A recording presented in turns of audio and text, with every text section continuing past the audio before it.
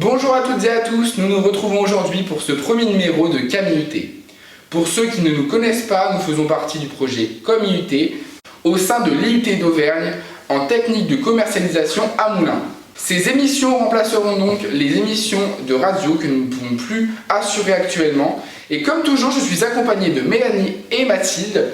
Bonjour les filles, comment ça va? Ça va, merci. Merci, oui, super, et toi? Ça va bien, merci. Mathilde, de quoi on parle aujourd'hui? Alors aujourd'hui, on va parler du mouvement Les étudiants fantômes. Donc ça fait déjà quelques semaines qu'on voit ce hashtag circuler un petit peu partout sur les réseaux sociaux. Donc on a décidé de s'en intéresser un petit peu plus précisément. Et on va voir un petit peu plus qu'est-ce qui a été mis en place ces derniers jours, ces dernières semaines. Et qu'est-ce qui se passe en fait avec ce mouvement Les étudiants fantômes. Pour parler plus précisément de ce mouvement aujourd'hui avec nous, Camille Jolibois, étudiante en deuxième année ici au sein de l'IUT. Bonjour Camille, comment vas-tu? Bonjour, je vais très bien, merci. Est-ce que toi tu connais un peu le concept du coup? Est-ce que tu en as déjà entendu parler sur les réseaux sociaux par exemple? Oui, j'ai vu passer sur Twitter et sur Instagram des hashtags, des pages, des trucs comme ça, ouais. Peut-être que Mélanie pourra nous apporter plus de précision sur le sujet. Il faut savoir qu'en 2019-2020, on a enregistré plus de 2,5 millions d'étudiants en études supérieures, que ce soit en France métropolitaine ou dans les départements d'outre-mer. Il faut savoir que ces étudiants ont été impactés par le Covid et ont dû subir le distanciel. Et donc en fait, le hashtag étudiant fantôme, il correspond au cri de détresse des étudiants qui sont justement à distance. Parce que c'est compliqué, c'est pas facile. Et donc sur ces réseaux, il y a des milliers de messages, des milliers de témoignages pour dénoncer l'isolement, la solitude ou encore les contenus pédagogiques qui n'ont pas toujours été bien adaptés à la situation des étudiants. Parce que pour un étudiant de rester plus de 8 heures en appel à distance sans parler à personne, dans une pièce plus ou moins grande, c'est pas toujours facile. Donc ce hashtag, il a vraiment permis à plusieurs étudiants de pouvoir s'exprimer et de pouvoir aussi se comprendre entre eux. Donc j'ai vu une vidéo qui m'a interpellée sur Twitter justement qui parlait de ce sujet. Je vais vous laisser la voir et puis on en reparle juste après.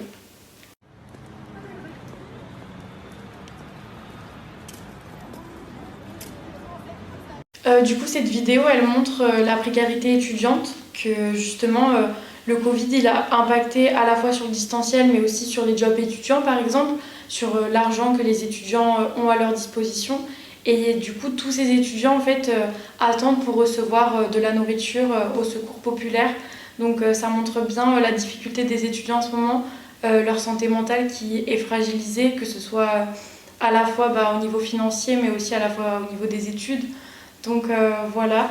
Et d'ailleurs, il y a un sondage fait par Ipsos au premier confinement qui montre que plus de 84% des étudiants se sentent en situation de décrochage. Donc c'est une situation assez alarmante et nous-mêmes on est touchés par cette situation finalement. Donc on trouvait ça important d'en parler. J'avais juste une question par rapport à ce que Mélanie venait de dire. Camille, comment toi tu vis un peu tes journées? Comment elles se passent le matin jusqu'au soir? Comment tu fais? Comment tu t'organises? Comment tu vis la chose en fait? Eh ben, je me réveille 1 heure avant mes cours, donc vers 7h du matin. Je prends 1 heure pour moi pour me réveiller, prendre ma douche, prendre mon petit déj, et puis je me connecte sur mon ordi à 8h jusqu'à en général midi, où je suis en appel avec les profs, où je suis en appel avec mon groupe de TD puisqu'on travaille en groupe. Et puis je mange pendant 1 heure, enfin le temps de me faire à manger, de faire ma vaisselle. Et puis je me reconnecte jusqu'à 17 ou 18h, ou avec les profs, ou avec mon groupe de travail.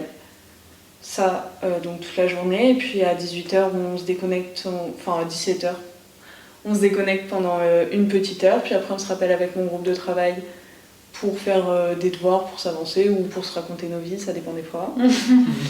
Ça fait du bien des fois, on est dans la même situation, donc on se comprend, puis on se soutient mutuellement en fait. C'est quand il y en a un qui est démotivé, les autres sont là, les rôles s'inversent souvent à ce niveau-là. Et puis ma journée est finie en fait, elle est rythmée par mes visios. Et oui, du coup, parce qu'il y a le couvre-feu à 18h maintenant, Donc on ne sait pas jusqu'à quand, mais pour l'instant on n'a pas plus de nouvelles. Donc du coup, après les cours, vous sortez pas en fait. Vous faites les courses quand? Vous voyez personne du coup? Eh ben, je vois parfois mes amis parce que pour faire des TD ou alors, avant c'était à peu près les soirs quand on mangeait ensemble avant 20h, mais maintenant que c'est 18h, on essaye de s'organiser pour se voir la journée. Des fois on suit les cours ensemble, c'est-à-dire qu'on a un ordi pour deux et on est tous les deux présents au cours. Mais sinon, ouais, voir des gens, ça devient compliqué puisque à partir de 18h, c'est chacun chez soi, quoi. Donc ça devient très compliqué d'avoir une vie sociale en fait. C'est ça la conclusion, c'est qu'on n'a plus de vie sociale à part par un écran, quoi. C'est ça, les écrans, tout le temps. les écrans sont là tout le temps. Donc ça fait déjà une semaine que les étudiants en première année ont repris les cours en présentiel. Donc avec toutes les mesures sanitaires, bien évidemment, avec 2 mètres de distance cette fois-ci, et c'est plus 1 mètre, les masques obligatoires, le gel hydroalcoolique à l'entrée de l'UT, etc. Donc déjà ça, c'est déjà une bonne chose pour la première année, puisqu'on peut se dire qu'il y a déjà au moins la moitié des personnes qui sont en présentiel, qui reviennent un petit peu, on va dire, s'accrocher, essayer on garde de l'espoir, on revient, vous êtes en première année, donc oui, complètement. Ça fait du bien. Donc nous, avec Camille, on est en 2e année, donc on est toujours en distanciel. On croise les doigts pour pouvoir revenir bientôt, donc on ne sait pas comment ça va avancer. Il y a eu le jour, un jour par semaine qui a été mis en place pour la 2e année où on se rendra à l'UT. Pour l'instant, donc cette semaine, on n'a pas eu la chance de venir à l'UT, mais la semaine prochaine, normalement, si tout se passe bien, s'il n'y a pas de reconfinement, s'il n'y a pas de couvre-feu plus tôt, qui sait, normalement, on revient à l'UT un jour dans la semaine pour pouvoir suivre les cours comme avant. Donc, moi, personnellement, j'ai hâte. Camille, je pense aussi. Pareil. Ouais. Oui, donc il y a aussi les enseignants dont on parle peut-être pas assez. On parle beaucoup des étudiants fantômes. On n'en parlait pas beaucoup avant, là on en parle de plus en plus avec le mouvement. Mais il y a aussi les enseignants qui sont chez eux, qui sont comme nous, derrière un écran, qui essayent coûte que coûte de faire accrocher les élèves, qui essayent de trouver un petit peu des astuces pour pouvoir, pouvoir les suivre. C'est compliqué de continuer à assurer les cours, de même se sentir écouté par ses étudiants, etc.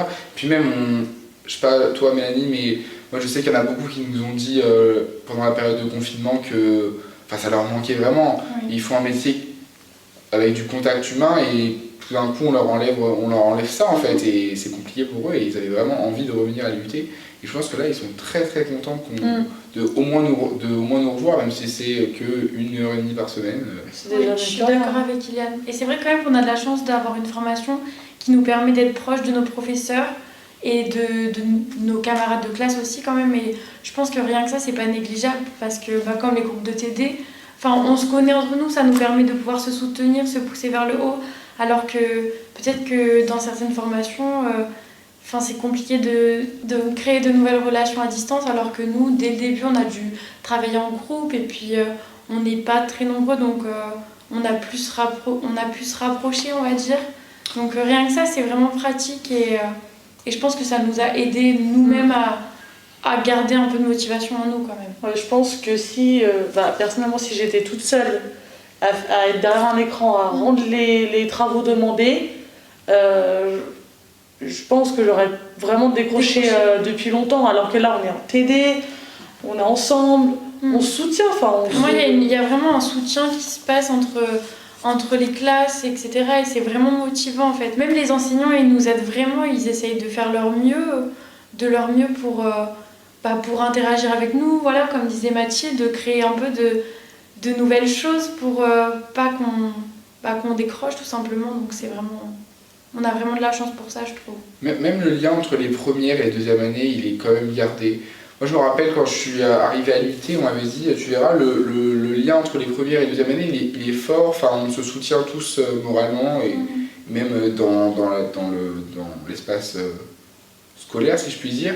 Et en fait là, avec tout ce qui est mis en place par les projets, par les différents projets, comme par exemple on fait de la cuisine à distance, du sport à distance, plein de trucs comme ça en fait, et si on n'a pas envie d'être tout seul, vraiment c'est possible de voir des gens, même si c'est par visio, bah je trouve que c'est remotivant, on a envie, ça finit notre journée sur une note positive et...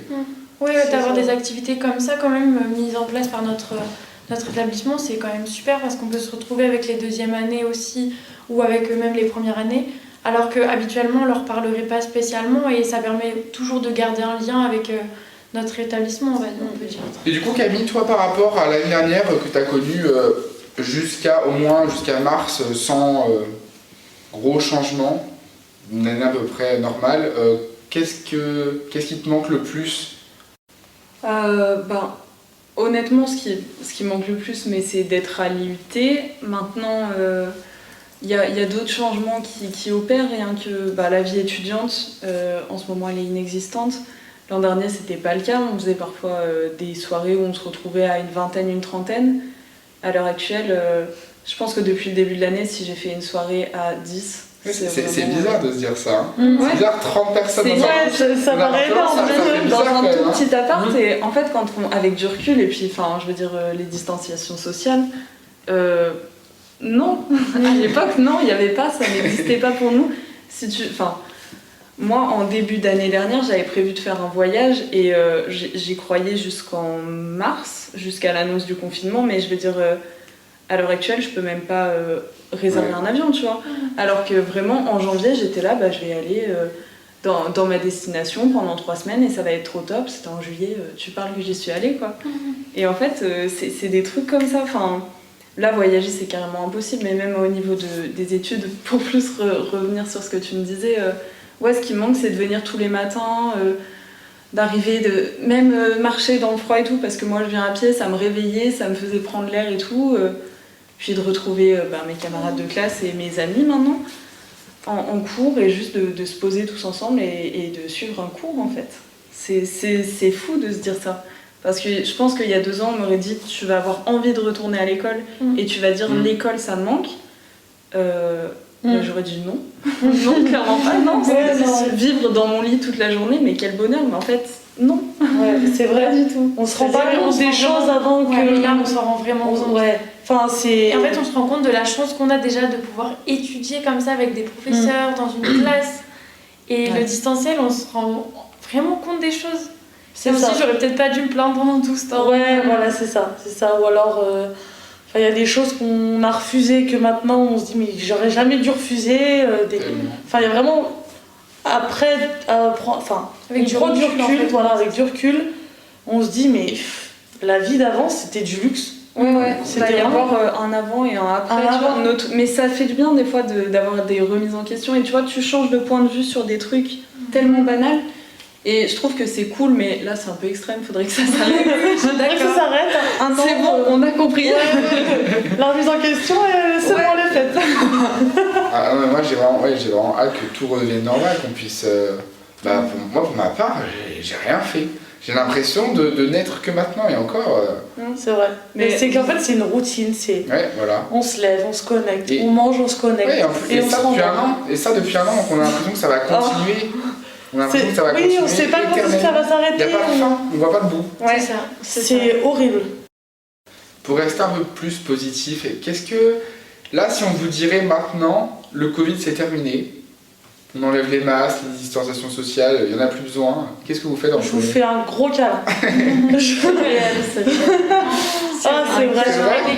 vrai. Ouais, en vrai, ouais. Des câlins et après je partirai en voyage. Ouais, moi j'irai en boîte. C'est ce que j'allais dire. J'irai danser un peu.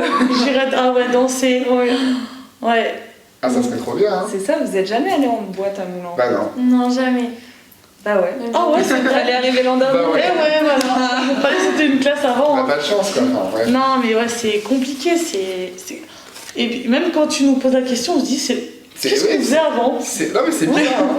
Qu'est-ce qu'on faisait avant? On avait une l'impression vie, on était libre, mais à un point où on ne se rendait pas compte. C'est vrai, ouais. Non, c'est super important de se rendre compte de la chance qu'on avait avant, en fait. Ouais. Mais on l'aura après la chance. Oui. Faut juste que Donc, ça ce se sera termine. juste C'est un ça. nouveau mode de vie, je pense, qu'il y a des choses qui vont changer. Et... De toute façon, ça va pas durer éternellement, hein, donc bon, on sait pas quand est-ce que ça va s'arrêter, mais On espère qu'on n'aura pas 30 ans quand ça s'arrête. on ira en boîte avec nos enfants. c'est pas grave. Écoute, Non, mais en vrai, c'est le hashtag les étudiants fantômes. Je pense que ça a été vraiment quelque chose qui a fait bouger les choses. Et je trouve ça vraiment. Ouais, ça nous a donné en fait la parole sur une détresse, et même c'est ce que tu disais un petit peu tout à l'heure, que on a pu tous se retrouver. Je veux dire, nous, enfin de toi à moi ou entre vous, vous saviez dans quel état vous étiez, mais je veux dire de savoir que tous les étudiants de France ressentent la même chose, et il y a eu des tonnes de lettres ouvertes qu'on a parfois partagées, qui sont très fortes en fait, qui sont des situations qui sont parfois pires que les nôtres ou complètement différentes, et qui nous, enfin, je sais pas, moi ça me donne envie d'être solidaire avec les autres étudiants, et je pense que c'est vraiment ça dont le gouvernement a pris conscience, c'est que si tout le monde le dit, il faut peut-être aussi nous donner un truc, quoi. et ben on espère tous que ça va se finir rapidement. Merci d'avoir assisté à notre première émission. Pour suivre les prochaines, abonnez-vous à la chaîne YouTube de l'IUT, activez la cloche des notifications, et on se retrouve le mois prochain pour une nouvelle émission.